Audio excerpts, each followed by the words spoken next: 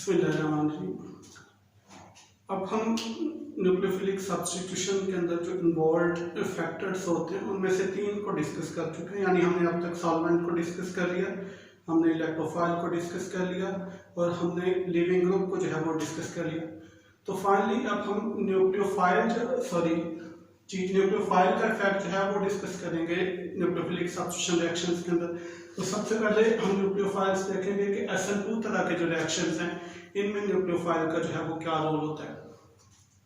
और ये बात आप लोग अब तक सीख चुके कि न्यूक्लियोफिलिक सब्स्टिट्यूशन रिएक्शन जो सेकंड ऑर्डर है इसके अंदर ये 1 स्टेप रिएक्शन होता है। इसी स्टेप के अंदर जो रेट डिटरमिनिंग स्टेप है न्यूक्लियोफाइल जो है वो इन्वॉल्व होता है और लिविंग ग्रुप इन्वॉल्व होता है।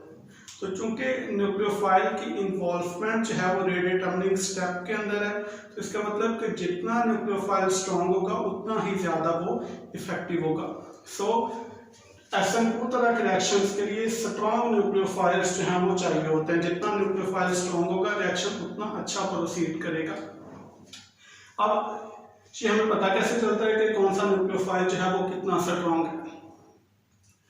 तो इसमें 2 चीजें हैं न्यूक्लियोफाइल की स्ट्रेंथ को डिसाइड करने के लिए। पहले हम ये देख लेते हैं, एक दफा फिर से डिफाइन कर लेते हैं कि न्यूक्लियोफाइल होता क्या है। न्यूक्लियोफाइल हम उस चीज को कहते हैं जो कि इलेक्ट्रॉन पेयर डोनेट करती है। बिल्कुल इसी तरह की डेफिनेशन जो है वो लुईस बेस की भी है, यानी हम बेस कहते हैं वो चीज है which can donate a pair of electrons.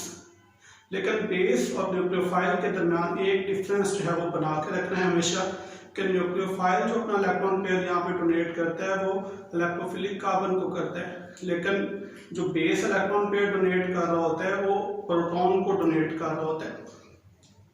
तो 2 चीजें हैं यहाँ पे न्यूक्लियोफिलिक स्ट्रेंथ के मतलब। पहली चीज ये है कि अगर तो डोनर एटम सेम हो, यानी अगर बहुत सारे न्यूक्लियोफाइल्स के स्ट्रेंथ को हम कंपेयर कर रहे हो और सारों के अंदर डोनर एटम ऑक्सीजन हो, इसी तरह हम कुछ न्यूक्लियोफाइल्स को कंपेयर कर रहे हैं और सारों के अंदर जो डोनर एटम है वो नाइट्रोजन हो, तो तब क्या सीन होता है। जब भी ऐसा हो यानी डोनर एटम सेम हो तो न्यूक्लियोफिलिक स्ट्रेंथ का ऑर्डर बिल्कुल उसी तरह से होता है जो कि बेसिक स्ट्रेंथ है। अब इसमें मैंने कुछ एग्जांपल्स यहाँ पे लिखी हुई है, मसलन हाइड्रोक्साइड आयन है, फिनॉक्साइड है, एसीटेट है और टॉसिलेट है। अब इनमें से सबसे स्ट्रॉन्ग जो न्यूक्लियोफाइल है वो हाइड्रोक्साइड है। बिल्कुल इसी तरह से इनमें से सबसे स्ट्रॉन्ग जो बेस है वो हाइड्रोक्साइड है और सबसे वीक जो न्यूक्लियोफाइल है वो टॉसिलेट है। इसी तरह से जो सबसे वीक न्यूक्लियोफाइल है वो भी टॉसिलेट है। यानी जब भी ये वाली बात होगी कि डोनर एटम न्यूक्लियोफाइल्स के अंदर सेम हो तो न्यूक्लियोफिलिक स्ट्रेंथ का ऑर्डर वही होगा जो कि बेसिक स्ट्रेंथ का ऑर्डर है। ये पहला पॉइंट हो गया। दूसरी बात वहां पे आ जाती है कि जब हम कुछ न्यूक्लियोफाइल्स को कंपेयर कर रहे हो और उनके अंदर डोनर एटम जो है वो डिफरेंट हो, तब चीजें जो है वो थोड़ी सी डिफरेंट हो जाती हैं। तब ये वाली बात जो है वो वैलिड नहीं रहती, यानी तब न्यूक्लियोफिलिक स्ट्रेंथ उस तरह से नहीं होती जिस तरह से बेसिक स्ट्रेंथ है। अब इस बात को हम डिस्कस करेंगे कि तब जो है वो क्या सीन होता है और इसके पीछे रीजन जो है वो क्या होती है। अब इस बात को समझने के लिए हमें ये देखना पड़ेगा कि न्यूक्लियोफाइल या बेस दोनों जो है वो चूंकि इलेक्ट्रॉन पेयर डोनर होते हैं और इलेक्ट्रॉन पेयर डोनर और इलेक्ट्रॉन पेयर एक्सेप्टर का जो इंटरेक्शन है वो किस तरह से होता है। अब इसमें 2 चीजें हैं, 2 फैक्टर इन्वॉल्व हैं। पहली चीज तो ये हो सकती है कि इलेक्ट्रॉन पेयर डोनर और इलेक्ट्रॉन पेयर एक्सेप्टर जो उनके दरमियान इलेक्ट्रोस्टैटिक अट्रैक्शन जो है वो डेवलप होती है। ये वाली बात बहुत ज्यादा जो है वो मैटर करती है जब हाइड्रोजन के साथ जो है वो कोई चीज बॉन्ड बना रही होती है और हाइड्रोजन को जो चीज इलेक्ट्रॉन पेयर डोनेट कर रही होती है जाहिर है वो बेस होता है। तो हाइड्रोजन के ऊपर चूंकि पॉजिटिव चार्ज होता है तो इसका मतलब हुआ कि हाइड्रोजन के साथ जब भी कोई चीज इंटरेक्ट करेगी तो इलेक्ट्रोस्टैटिक अट्रैक्शन जो है वो बड़ी मैटर करेगी, क्योंकि हाइड्रोजन के ऊपर पॉजिटिव चार्ज तो जाहिर दूसरी चीज जो आगे उसके साथ जुड़नी है वही होगी जो अच्छी खासी नेगेटिव होगी। दूसरा फैक्टर जो है वो ये वाला है कि इलेक्ट्रॉन पेयर जो डोनेट हो रहे होते हैं वो जो डोनर एटम है उसमें वो जो इलेक्ट्रॉन पेयर जो दे रहा होता है वो कहाँ पे मौजूद होता है, हाईएस्ट ऑक्युपाइड मॉलिक्यूलर ऑर्बिटल में। और वो इलेक्ट्रॉन पेयर जो एक्सेप्टर एटम है वो कहाँ पे अपने ले रहा होता है, electron lowest unoccupied molecular orbital में। तो दूसरा फैक्टर जो स्ट्रेंथ को जो है वो डिफाइन करता है वो होमो ल्यूमो इंटरेक्शन है। ये इंटरेक्शन जितना अच्छा होगा, ओवरलैपिंग जितनी अच्छी होगी, जाहिर स्ट्रेंथ उसी तरह से होगी, स्ट्रेंथ उतनी ही होगी।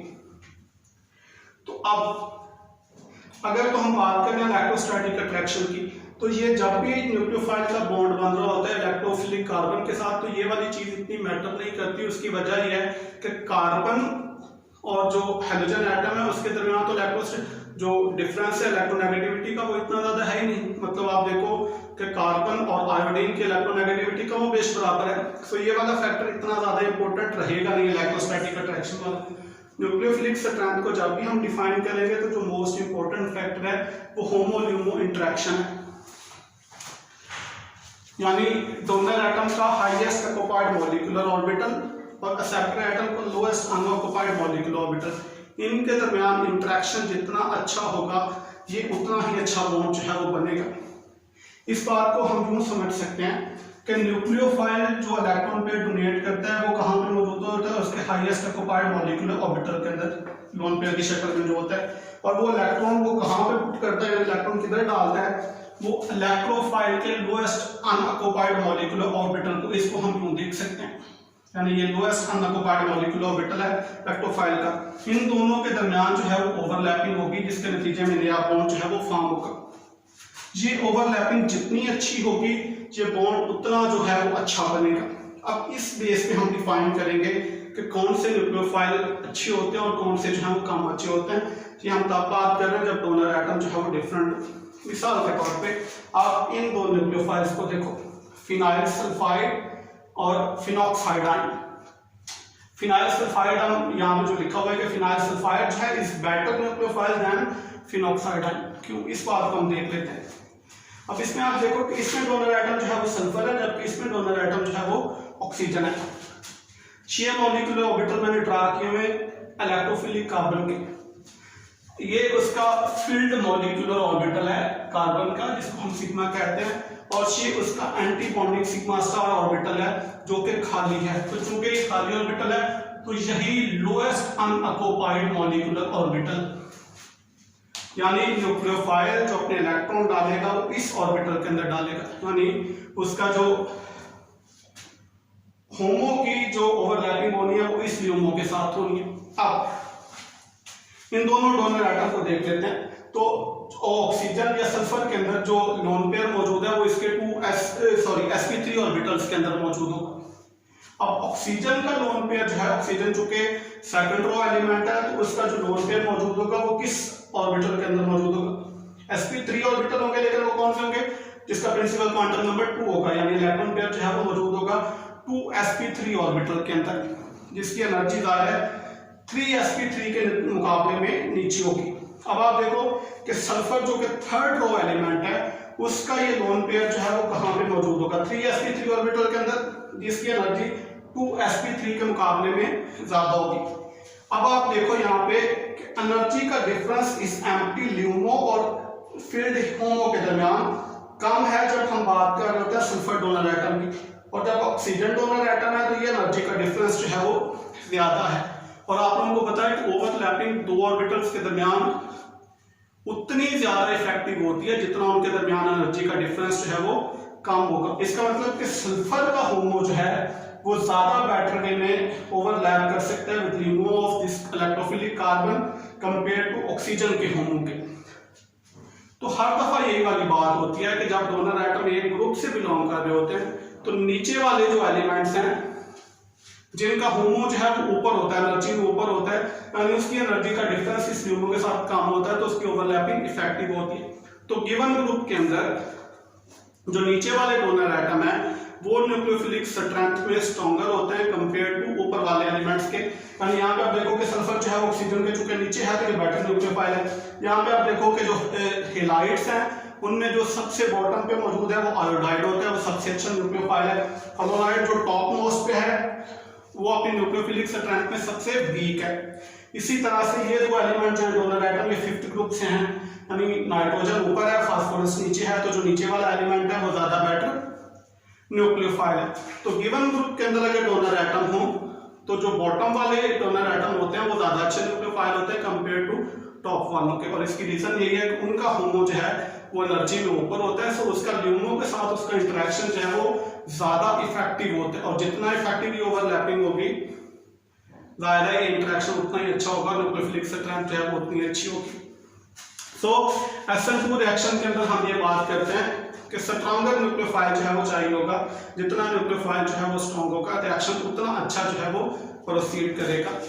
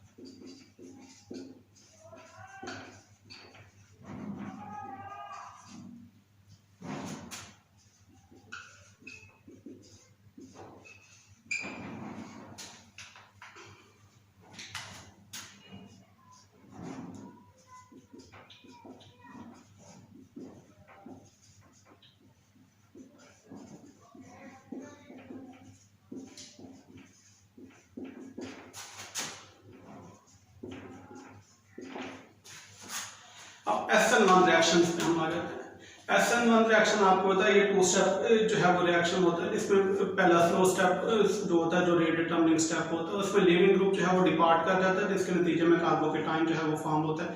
फिर सेकंड जो फास्ट स्टेप होता है, इसमें न्यूक्लियोफाइल जो है वो आके अटैच कर देता है खुद को कार्बोकेटाइन के साथ। अब ये SN1 तरह की जो मैकेनिज्म है, इसके अंदर चूंकि न्यूक्लियोफाइल अपीयर ही तब होता है जब रेट डिटरमिनिंग स्टेप जो है वो खत्म हो चुका होता है। तो इसका मतलब है कि न्यूक्लियोफाइल की स्ट्रेंथ जो है वो मैटर नहीं करेगी, चूंकि न्यूक्लियोफाइल जो है वो रेट डिटरमिनिंग स्टेप के अंदर अपीयर नहीं होता। तो इसका मतलब है कि न्यूक्लियोफाइल स्ट्रांग हो या न्यूक्लियोफाइल वीक हो, दोनों तरह से रिजल्ट जो है उसके ऊपर कोई असर नहीं पड़ेगा। यानी इस तरह की हमने बात की थी पीछे कि मिसाल के तौर पे टर्शियरी अल्काइल ब्रोमाइड है, उसकी आप हाइड्रोलिसिस कर रहे हो, तो चाहे आप पानी यूज कर लो, चाहे आप सोडियम हाइड्रोक्साइड यूज कर लो, दोनों केसेस में रिजल्ट के ऊपर कोई असर नहीं पड़ेगा, दोनों जो है विल वर्क इक्वली गुड। तो SN1 रिएक्शंस के अंदर न्यूक्लियोफाइल चाहे स्ट्रॉन्ग हो चाहे वीक हो, उससे रिजल्ट के ऊपर कोई असर नहीं पड़ता, क्योंकि यहाँ पे न्यूक्लियोफाइल अपीयर ही तब होता है जब रेट डिटरमिनिंग स्टेप जो है वो खत्म हो चुका होता है। इस बात को समझने के लिए हम एक एग्जांपल ले लेते हैं। मिसाल के तौर पे हम कहते हैं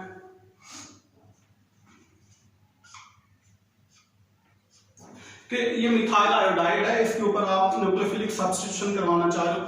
चूंकि इसमें अल्काइल ग्रुप जो है वो बहुत ही लीस्ट हिंडर्ड है, तो ये अब ऑब्वियस बात है कि यहाँ पे ये रिएक्शन जो है वो SN1 के थ्रू तो प्रोसीड नहीं करेगा। दिस रिएक्शन जो है will proceed through SN2 mechanism.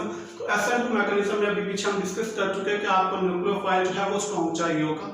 तो मिसाल के तौर पे हम ये चाह रहे हैं कि इस मिथाइल आयोडाइड से हमने ईथर बनानी है, तो हमें किसी अल्कोहल से रिएक्ट करवाना पड़ेगा। लेकिन अल्कोहल खुद चूंकि बहुत स्ट्रॉन्ग न्यूक्लियोफाइल्स नहीं होती, तो हमें अल्कोहल को जो है वो पहले अल्कोक्साइड आयन में बदलना पड़ेगा, तब ये रिएक्शन जो है वो प्रोसीड करेगा थ्रू SN2 मैकेनिज्म। यानी मिसाल के तौर पे अगर हम कहते हैं कि हमें ईथर बनाना है और हम ये वाली अल्कोहल यूज करें, तो ये अल्कोहल डायरेक्टली इसके साथ रिएक्ट करके प्रोडक्ट फॉर्म नहीं करेगी, क्योंकि alcohols are not strong enough nucleophiles. तो पहले इस अल्कोहल को हमें कन्वर्ट करना पड़ेगा अल्कोक्साइड आयन में, और उसके लिए हमें इस अल्कोहल को ट्रीट करना पड़ेगा किसी बहुत स्ट्रॉन्ग बेस के साथ, जैसे ये सोडियम हाइड्राइड है, और ये रिएक्शन हम कैरी आउट करेंगे नॉन पोलर सॉल्वेंट के अंदर, लेस पोलर एप्रोटिक सॉल्वेंट या DMF के अंदर हम डाइमिथाइल फॉर्मामाइड के अंदर जो है वो कैरी आउट करेंगे। और इससे होगा ये कि ये अल्कोक्साइड आयन जो है वो पैदा हो जाएगा, और ये अल्कोक्साइड चूंकि स्ट्रॉन्ग इनफ न्यूक्लियोफाइल है, अब ये अटैक करेगा इस मिथाइल के ऊपर और लीविंग ग्रुप जो है वो लीव कर जाएगा,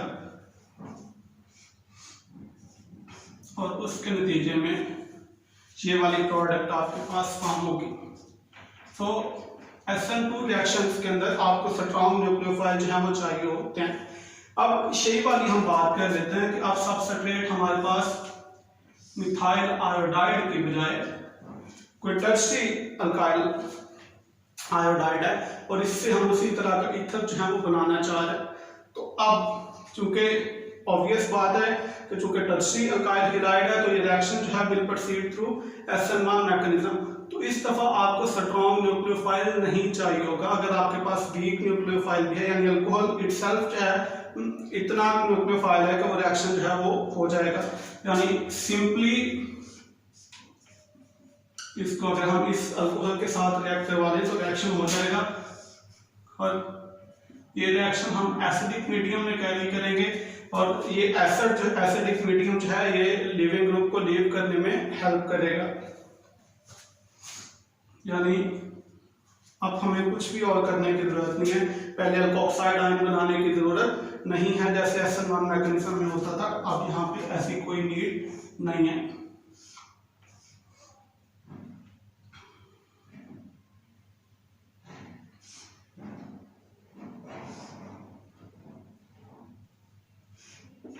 प्रोडक्ट बन जाएगी। यानी अब हम अगर मैकेनिज्म की बात करें तो इसमें क्या होगा, सबसे पहले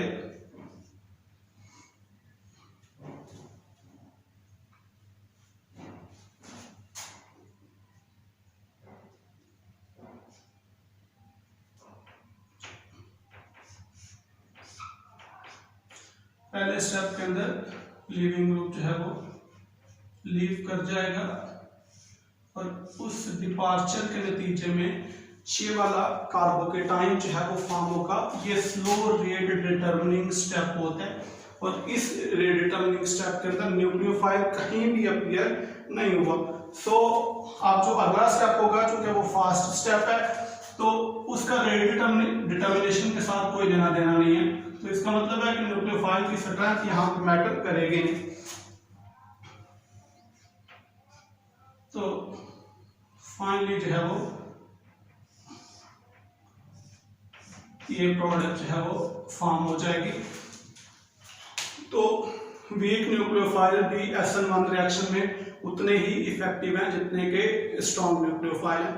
सो कंक्लूजन ये है कि SN2 रिएक्शन कैरी आउट करने के लिए स्ट्रॉन्ग न्यूक्लियोफाइल्स आर नीडेड, जबकि SN1 रिएक्शन के लिए न्यूक्लियोफाइल स्ट्रॉन्ग हो या वीक हो, रिएक्शन की एफिशिएंसी के ऊपर उसका कोई इफेक्ट नहीं होता। Thank you.